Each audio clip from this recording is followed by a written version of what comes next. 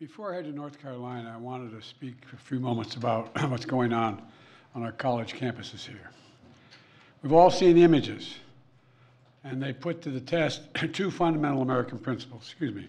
The first is the right to free speech and for people to peacefully assemble and make their voices heard. The second is the rule of law. Both must be upheld. We are not an authoritarian nation where we silence people or squash dissent. The American people are heard. In fact, peaceful protest is in the best tradition of how Americans respond to consequential issues. But, neither are we a lawless country. We are a civil society, and order must prevail. Throughout our history, we've often faced moments like this because we are a big, diverse, free-thinking, and freedom-loving nation. In moments like this, there are always those who rush in to score political points. But this isn't a moment for politics. It's a moment for clarity. So let me be clear. Peaceful protest in America. Violent protest is not protected. Peaceful protest is.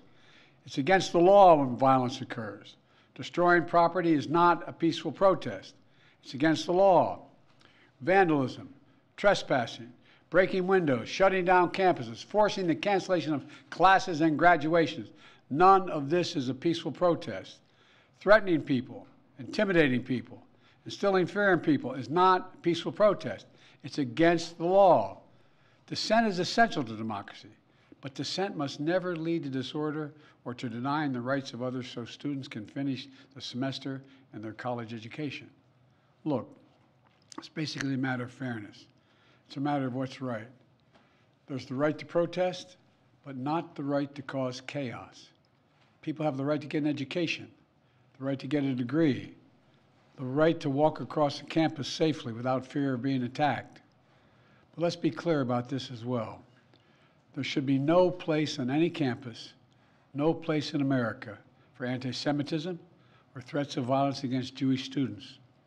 There is no place for hate speech or violence of any kind, whether it's anti-Semitism, Islamophobia, or discrimination against Arab Americans or Palestinian Americans. It's simply wrong. There's no place for racism in America.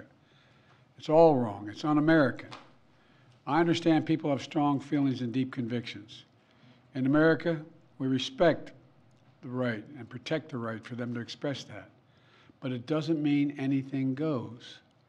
It needs to be done without violence, without destruction, without hate, and within the law.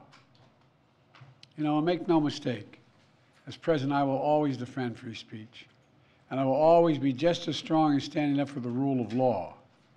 That's my responsibility to you, the American people, and my obligation to the Constitution.